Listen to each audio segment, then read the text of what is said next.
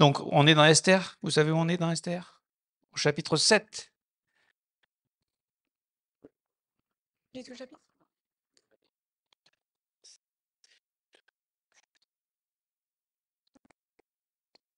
Le roi et Aman allèrent au festin chez la reine Esther.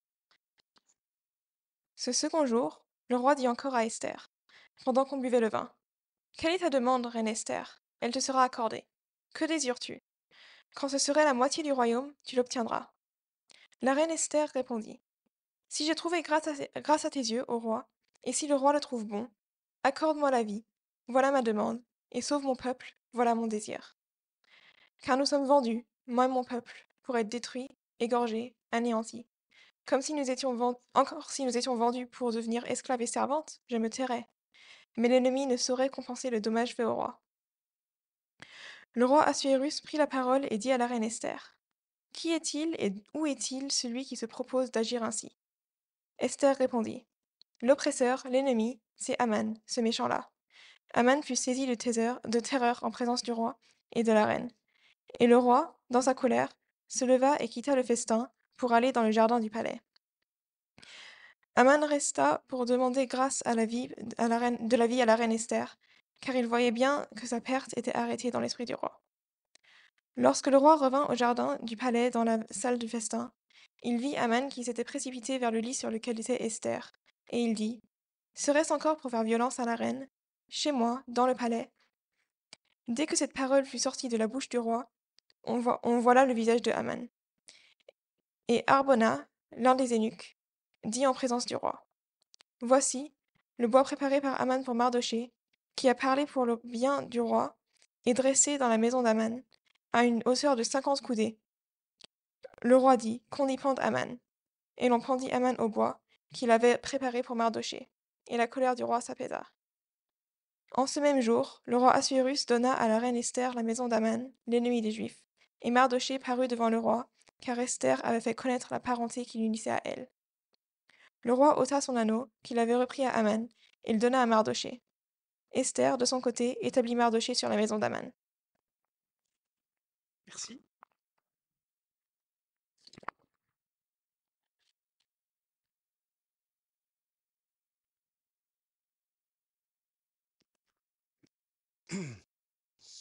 Donc, c'est le texte qui nous intéresse, c'est l'histoire d'Esther. Et Seigneur, merci de bénir ta parole et de nous encourager chacun avec ce que tu as nous communiqué ce matin à travers ce passage, au nom de Jésus. Amen. Tu peux couper le retour si tu veux. Voilà, vous m'entendez bien? Ça va? Renversement divin, pour être le titre de ce message. Hein. En fait, le Dieu invisible est à l'œuvre et prend soin de ses enfants. C'est toute l'histoire d'Esther qui culmine ici dans ce chapitre 7 d'Esther. Et j'aimerais utiliser ce texte pour... il y a beaucoup de choses à dire, mais j'aimerais faire ressortir deux principes par lesquels le Seigneur voudrait, je pense, nous encourager, nous instruire pour chacun d'entre nous, pour notre vie ici-bas, face aux défis qui nous attendent tout au long de notre vie, de notre chemin. Pour ceux qui sont un peu plus âgés, ben, on sait que c'est pas toujours simple. On sait qu'il y a, voilà, il y a des épreuves, des défis, des choses inattendues, des circonstances, la vie, tout simplement. Et ce qui est magnifique, c'est que nous ne sommes pas sans espérance, parce que nous avons la parole de Dieu qui nous a été donnée, et nous avons l'illustration de ce que Dieu est, pas simplement en théorie, mais dans la pratique, dans la vie de certaines personnes, de son peuple, du peuple d'Israël, et de certaines personnes ici mentionnées. Et comment ce Dieu qui est dans les cieux, qui est infini, qui est plus grand que tout ce qu'on peut penser ou imaginer, que notre univers même, est aussi présent avec nous, à nos côtés. Et j'aimerais vraiment nous encourager ce matin parce que je crois que il y a des saisons dans la vie. Chacun, on a des saisons où c'est plus léger. Là, c'est les vacances. On peut dire, c'est bon. Alors, sauf peut-être ceux qui disent, oh, c'est bientôt la rentrée ou c'est déjà la rentrée. Ou la rentrée arrive bientôt et qui se disent c'était quand même bien les vacances. Mais on ne peut pas toujours vivre en vacances, sinon ce ne serait plus des vacances. On pourrait appeler ça autrement. En tout cas, ce qui est magnifique, c'est que Dieu, dans Romains 15,4, nous dit que tout ce qui a été écrit d'avance l'a été pour notre instruction, afin que par la patience et par la consolation que donnent les Écritures, nous possédions l'espérance. Et cette histoire et ce chapitre, c'est pour nous donner de l'espérance. Parce que la réalité est ce qu'elle est. Et si notre perception notre perception des événements, des circonstances de nos vies, des gens, des situations, de ce qui nous entoure, si c'est une perception simplement naturelle et juste terrestrement, je ne sais pas si ça se dit terrestrement, mais de manière terrestre, factuelle, notre vie terrestre, c'est juste des faits, bon, c'est là. Mais si on ne prend pas la dimension, on ne prend pas en compte la dimension spirituelle, en fait, on va se retrouver dans la situation de Mardochée au chapitre 4. On va désespérer. Hein, on désespère face à la complexité de la vie, on désespère face à l'ampleur des défis et peut-être aussi on désespère quand on prend conscience de notre fragilité, de notre incapacité dans tellement de domaines. Et donc, le danger, c'est de rester bloqué sur l'image du chapitre 4. D'accord, on a les faits, on a les éléments, on a une réalité, on a une perception, on a des émotions, voilà, ça c'est notre vie ici-bas. Ok, mais il y a quelque chose qu'on ne voit pas. Il y en a un qui est invisible, qui est au-dessus et qui est en contrôle et qui est souverain. Et quand on s'appuie sur celui qui est en contrôle et souverain, ça va changer ça va nous permettre de traverser les moments difficiles de la vie. Au lieu de les fuir, au lieu de trouver des palliatifs, on va pouvoir les traverser et on va pouvoir le rencontrer d'ailleurs dans ces moments-là. Non.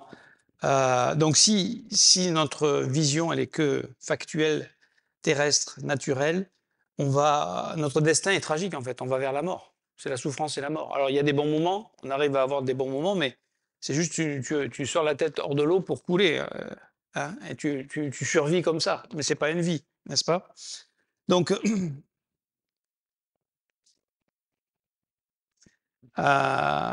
si on ne prend pas de hauteur sur la perspective divine et la parole de Dieu et la pensée de Dieu sur notre réalité, eh bien, évidemment, on peut être écrasé par les luttes extérieures, les combats intérieurs. Et Dieu nous a donné pour ça sa parole éprouvée. Proverbe 35, toute parole de Dieu est éprouvée. C'est-à-dire que comme le verset, c'est l'application de témoignage parfait en application de ce que tu disais, Françoise, tout à l'heure. C'est la parole de Dieu qui nous porte et qui nous donne un autre regard et qui nous permet voilà, la réalité, elle est là. Ta maman, tu l'as perdue, c'est un deuil, c'est douloureux, ça peut pas être autrement, mais il y a une espérance. C'est pas juste, voilà, c'est comme ça. Et puis on essaie d'oublier, de passer ou de combler ou de trouver un substitut. Et en fait, Dieu nous a donné des provisions inestimables. Parce que ça, c'est juste un chapitre de la Bible. Hein, il y en a de nombreux chapitres où on est exhorté, encouragé, édifié. Et j'aimerais vous dire que, en fait, nous ne sommes pas sans espérance. Même si on est dans des situations où peut-être on a péché, on a échoué, on a encore lamentablement désobéi à Dieu, mais il reste, et c'est dans Esdras 2.2, il est dit qu'il reste pour Israël, mais Israël ne reste pas pour cela sans espérance. Et chacun d'entre nous, quand on lit ce texte, on peut se dire, il y a une espérance. Dieu nous donne une espérance. Et en fait, notre part à nous, c'est que par la foi, nous choisissons de laisser ce Dieu invisible, entrer dans l'image et lui donner toute sa clarté et toute sa beauté et toute l'espérance et tout le secours et toute la provision qu'on peut avoir. C'est que la réalité, elle est là, mais nos yeux ont, tout d'un coup, il y a la dimension divine. Parce que là, si Dieu n'intervient pas dans cette histoire d'Esther, même si on le voit au chapitre 5, quand elle se présente, le roi l'accueille avec bienveillance et lui propose de répondre à son désir, à sa requête.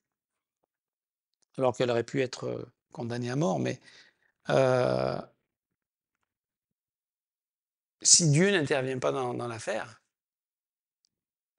et en fait, elle fait ce qu'elle fait, elle risque sa vie parce qu'elle croit qu'il y a Dieu qui va intervenir. Et ça n'empêche pas de elle avoir sa part. En tant que croyant, c'est pas: «Oh non, moi, c'est Dieu qui fait tout, moi je fais rien». Non, Dieu nous demande de marcher par la foi, de le croire, de croire ce qu'il dit, donc d'avancer en s'appuyant sur le fait qu'on ne le voit pas, mais il est là. Et on s'appuie sur lui, et on lui fait confiance, et on l'écoute. Et c'est ce que va faire Esther. Donc quand on regarde encore de manière naturelle, il semble que Haman soit tout puissant, intouchable, alors que les enfants de Dieu, voilà, le peuple de Dieu, lui, il est méprisé, bafoué, destiné à la boucherie, Romains 8, 36.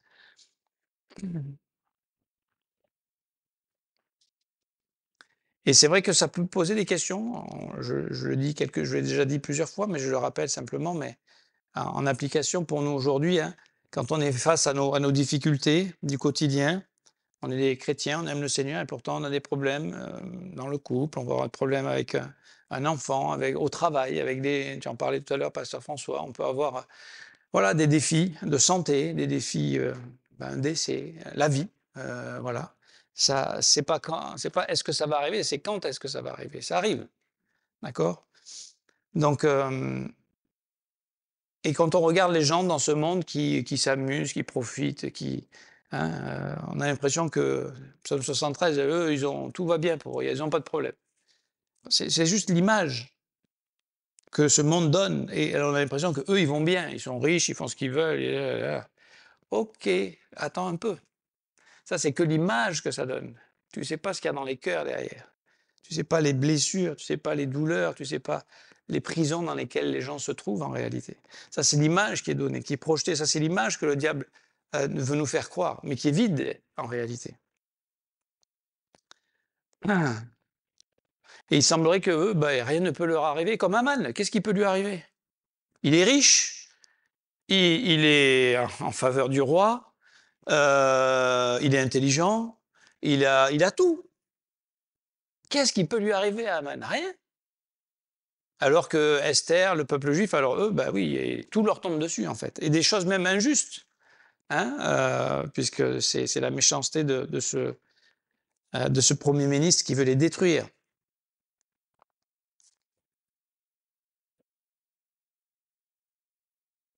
Donc, quand on fait la comparaison, on se dit, mais presque, est-ce que ça vaut la peine de marcher avec Dieu finalement?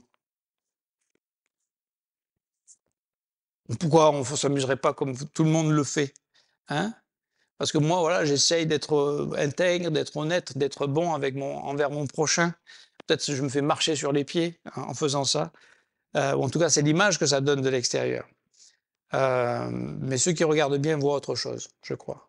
Parce que c'est la bonté de Dieu, de Christ qui nous attire. C'est lui, c'est cette bonté-là qui nous transforme. Et donc, et puis nous, on est là, on vit, et puis on est entouré de problèmes, d'un monde de péché. Donc ça veut dire que si on vit dans ce monde de péché dont nous sommes membres en plus, forcément qu'on sera confronté à des injustices, à des souffrances injustes, à des problèmes, à des situations, à des circonstances. Vous savez, une des définitions du péché, la définition biblique du péché, c'est de manquer le but. D'accord? Dieu nous a créés pour avoir une relation avec lui. Et tout ce qui nous empêche d'avoir cette relation avec lui, c'est le péché.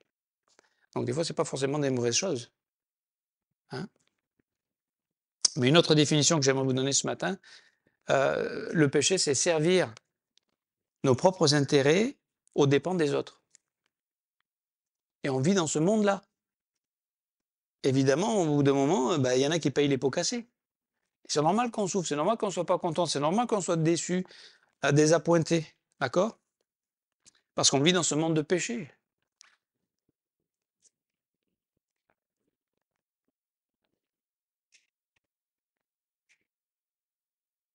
Ce qui aussi peut quelquefois nous décourage, c'est de voir que nous-mêmes, on peut malheureusement, c'est Paul dans Romains chapitre 7, il ne fait pas ce qu'il veut et il ne fait ce qu'il ne veut pas. Et donc, cette histoire, en fait, c'est pour nous instruire, c'est pour nous enseigner 1 Corinthiens 10, 11, il dit « Ces choses leur sont arrivées », alors c'est pour une autre illustration, mais « Ces choses leur sont arrivées pour servir d'exemple, et elles ont été écrites pour notre instruction, à nous qui sommes parvenus à la fin des siècles. » Donc cette histoire-là, c'est pour nous parler à nous, pour nous encourager à nous. Et on ne devrait pas, en réalité, perdre courage. Mais c'est ce qui nous arrive facilement.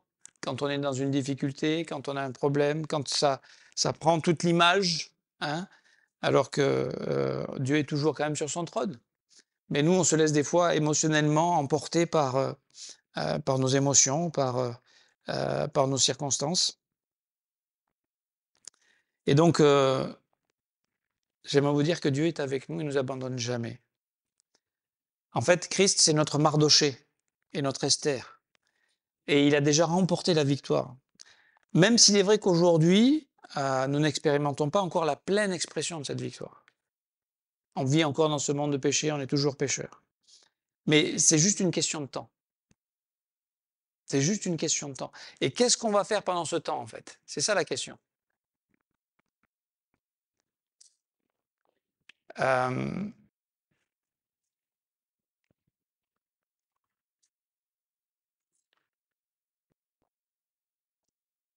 Comment on va vivre, en fait, voilà, le temps qui nous reste jusqu'à ce que notre mort arrive ou le Seigneur revienne. C'est ce temps-là dont on parle. Et il y a 2 façons de la vivre. Soit on veut faire comme Aman, être maître de notre vie, de notre destin, faire ce qui nous plaît, aux dépens des autres. Et lui, c'était pour une vaine gloire, en fait. Hein. Il a voulu détruire le peuple juif. Je ne sais pas comment c'est possible. Pour moi, c'est mystérieux. Parce que là, ce dont on parle aujourd'hui, cet antisémitisme, 2500 ans plus tard, c'est toujours d'actualité. Tu te dis, non, après la Shoah, on a réglé le problème, il n'y aura plus ce problème. Il est là. Et pour moi, c'est une démonstration que ce dont on parle, c'est la réalité de cette bataille spirituelle qu'on ne voit pas. Et ça ne se réglera pas avec des solutions humaines, hein, je vous le dis tout de suite. Il n'y a pas de solution humaine à ce problème-là. En tout cas,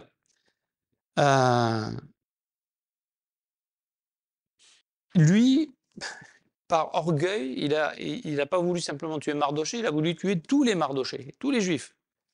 C'est quand même, il faut avoir un ego et une folie.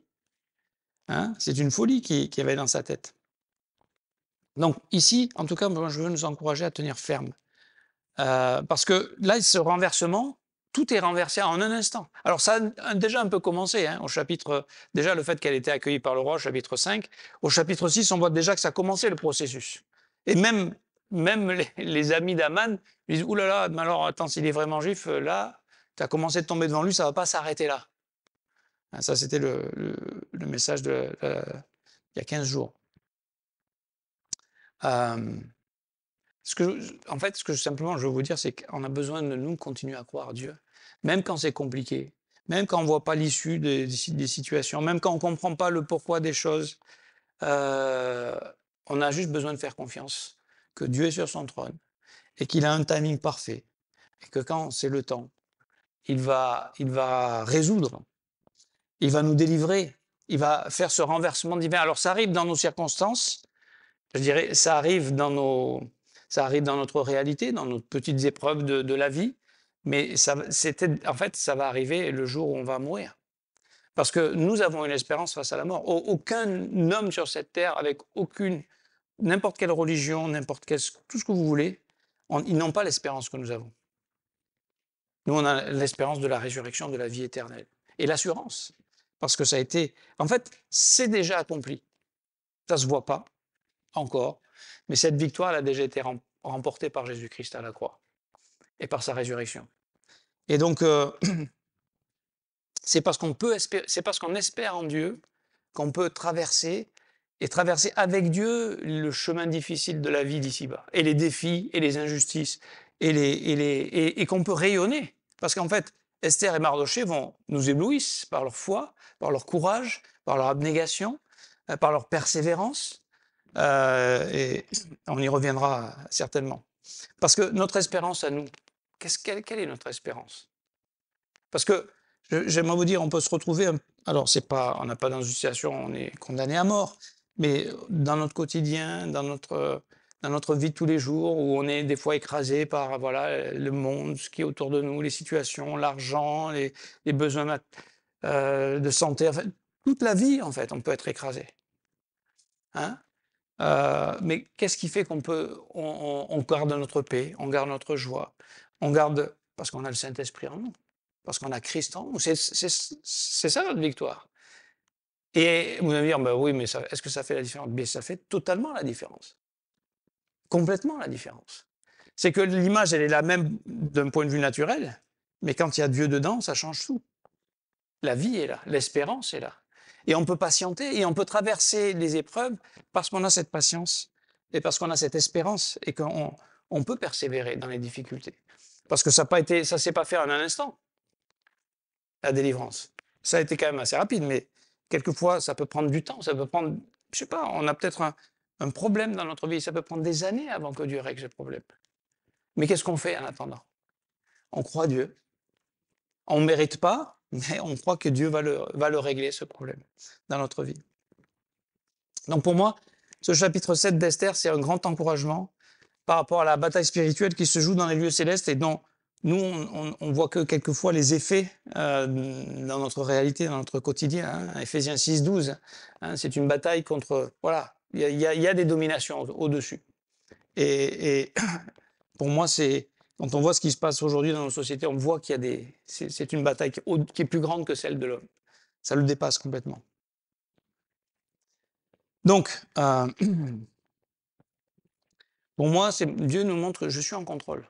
Est-ce qu'on croit que Dieu est en contrôle dans notre vie? Est-ce qu'on croit que Dieu est souverain sur notre vie? On dit oui, mais je peux faire ce que je veux, je peux faire des bêtises, je peux désobéir, je peux aller là, je peux l'abandonner, je peux tourner mon dos à Dieu. Est-ce qu'on croit que Dieu est en contrôle sur ce monde? Vous ne pensez pas que c'est ce qu'il a donné aux hommes, cette liberté de faire tout ce qu'ils font, et ils le font? Et vous pensez que Dieu est dépassé? Ou il est toujours en contrôle? Là, on a l'impression, ah oui, il est un peu dépassé là, regarde. On va tous être tués, on va tous être exterminés, il n'y a pas de solution. Sauf que Dieu est là. Et que Dieu a une provision. Et ce n'est pas une provision humaine, là. Même si ça va se passer à travers des hommes, c'est une provision divine. Donc, en fait, Dieu permet cette bataille spirituelle. Dieu permet qu'il y ait des Haman qui arrivent au pouvoir et qui puissent en mettre des plans méchants à exécution comme il a essayé de le faire. Haman, c'est un type. Ça veut dire type. C'est pas, c'est pas un gars, hein, c'est juste un type, c'est une image, c'est une représentation, c'est une façon de révéler ou de montrer. C'est un type de Satan. D'accord? C'est le mal, c'est la méchanceté, c'est la destruction. Hein, on est dit que dans Jean 10, 10, le voleur ne vient que pour dérober, égorger et détruire. Donc ça, c'est l'image du diable. Alors que Jésus, il dit, moi je suis venu afin que les brebis aient la vie et qu'elle l'ait en abondance. C'est la comparaison, d'accord? Donc Haman, c'est ce type-là, d'accord? C'est le type de Satan. Et Dieu lui permet d'agir pour un temps dans ce monde. Et son influence est importante. Hein. La Bible dit qu'il est le prince de la puissance de l'air dans Éphésiens 2.2. Donc, c'est lui qui est aux manettes. On ne s'en rend pas compte et qui manipule. Mais il est aux manettes sur cette terre, mais Dieu est au-dessus.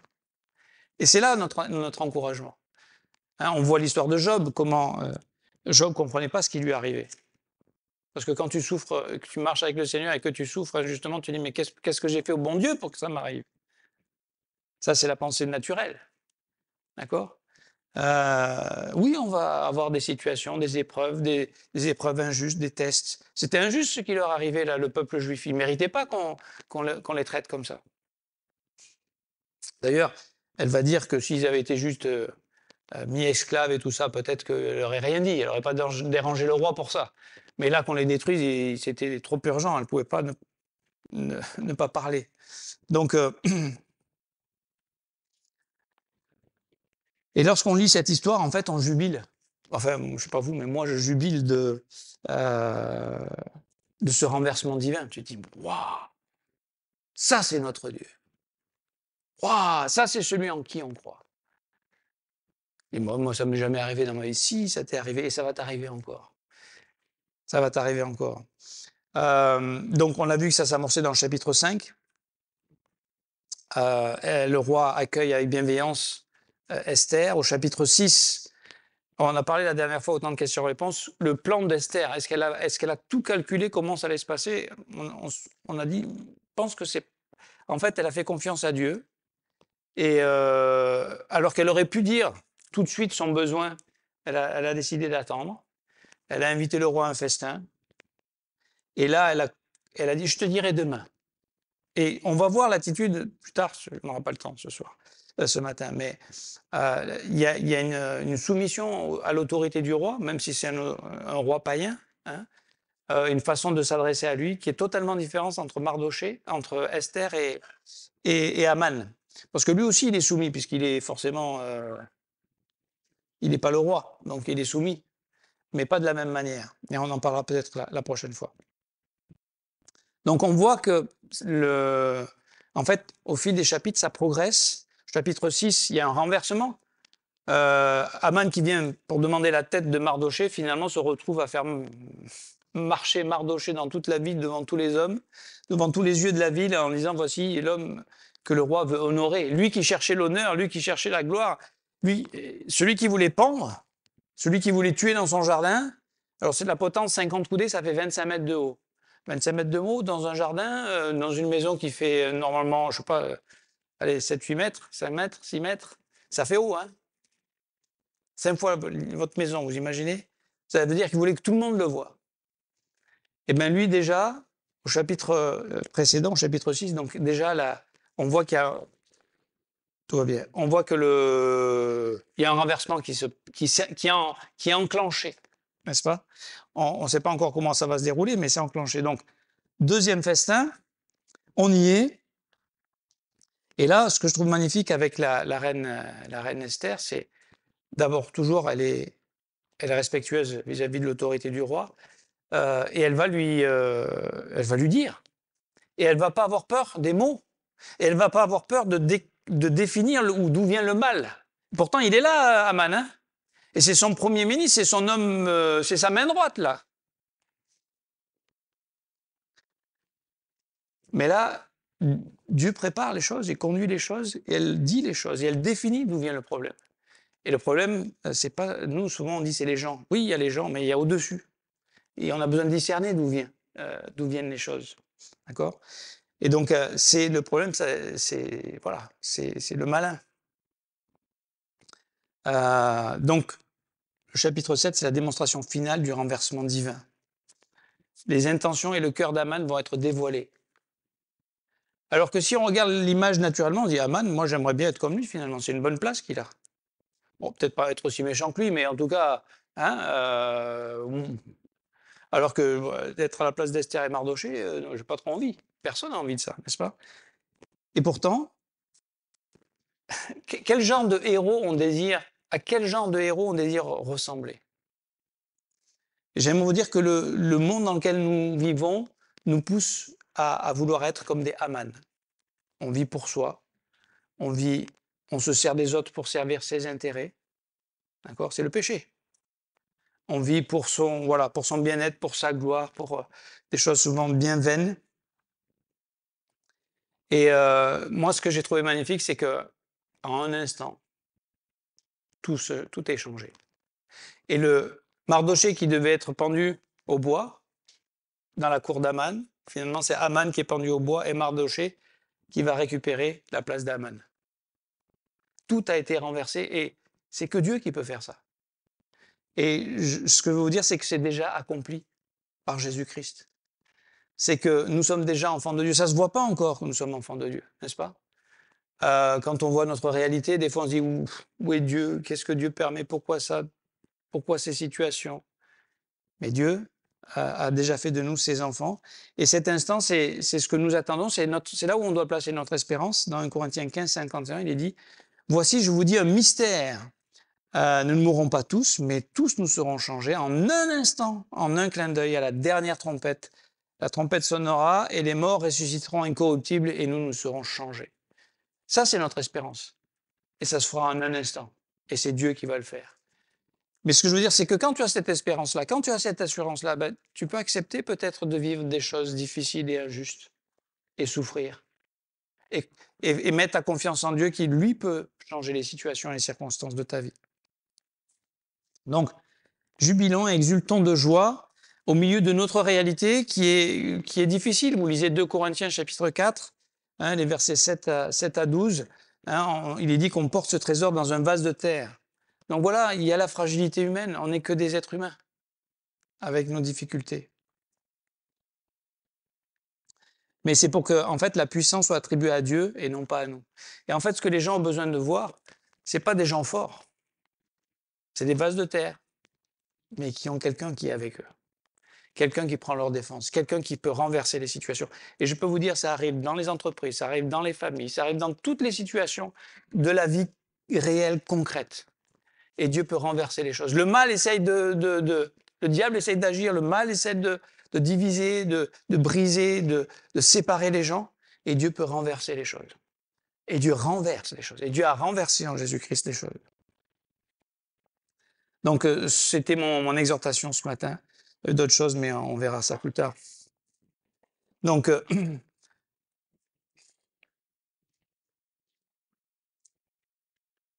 j'aimerais vous dire, ça peut arriver qu'on perde courage, qu'on soit découragé par les circonstances, qu'on soit découragé par les luttes intérieures, qu'on soit découragé par en se demandant où est Dieu, qu'est-ce que Dieu fait, pourquoi Dieu permet cette situation. Mais j'aimerais nous rappeler que le Seigneur ne nous abandonne pas et il nous façonne jour après jour. Et face aux défis, aux épreuves, aux problèmes, Dieu travaille en nous. Dieu travaille à travers nous. Et on peut être, et Dieu nous invite à ça, à être le sel et la lumière du monde. Si humblement, on lui fait confiance. Et je crois que les temps qui sont devant nous, plus que jamais, alors ça a toujours été, mais plus que jamais, on a besoin des uns des autres, on a besoin du corps, on a besoin d'avoir la parole de Dieu, d'être encouragé à regarder plus haut que simplement ma réalité, mes problèmes et mes besoins, de regarder à Jésus-Christ et de rencontrer ce Jésus et de découvrir que je peux m'appuyer sur lui. Je peux prendre un verset, je peux le serrer dans mon cœur et je trouve des provisions inimaginables. Je trouve la paix de Dieu, je trouve la joie de Dieu. Vous savez qu'on peut avoir la joie de Dieu dans les difficultés, c'est le verset 4 tu as lu, Pasteur François. Hein, soyez toujours dans la joie. Hein, et pourtant, Paul il écrit d'une prison où ses conditions n'étaient pas terribles. Je dirais que ses conditions de vie étaient même horribles. Et il avait une joie. D'où venait cette joie? De la présence, de la communion avec Dieu. Et j'aimerais dire, c'est ça. On n'est pas des gens forts, on n'est pas des héros selon ce monde avec la puissance, l'argent, le pouvoir. Mais on est des héros, les héros de la foi. On a un Dieu qui marche avec nous. On a un Dieu qui combat pour nous. On a un Dieu qui renverse les situations. Et même des situations, quelquefois, c'est nous qui les avons gâchées. C'est nous qui les avons peut-être amenées. Mais on a un Dieu de grâce. Un Dieu de grâce qui rachète, hein, et qui renverse les situations. Et c'était le message de ce matin. J'ai lu les 2 premiers versets du chapitre 8 pour voir que la situation de Mardochée a aussi complètement changé. Tout a été renversé. Celui qui devait mourir a survécu. D'accord? Et en fait, la victoire de Jésus sur Satan est déjà accomplie. Mais nous sommes encore dans cette bataille. Donc ne nous décourageons pas, parce que des fois, voilà, on a affaire à des gens comme vous et moi, qui sommes des fois empêtrés et qui oublient quelle est notre assurance, qui oublie quelle est notre espérance, qui oublie de regarder au-dessus et de sortir de l'image et des circonstances, du cadre émotionnel dans lequel le diable voudrait nous garder. Et ce matin, grâce à Esther, on peut dire, moi je vais croire Dieu pour ma vie, pour mon futur, pour ma famille, pour mon couple, pour mes enfants, pour voilà, mon travail, toutes les situations de la vie. Et laissons Dieu faire ce qu'il a fait à travers nous, dans notre vie et dans ce monde. Ne l'empêchons pas. Aman empêche Dieu d'agir. Il s'oppose, il est en guerre contre lui. Mais nous, on va laisser Dieu agir en nous et à travers nous. Et on va trouver quelque chose un contentement. Hein, 1 Timothée 6,6, trouver ce contentement. Parce que ça vient de quoi? Ça vient de notre communion avec Dieu.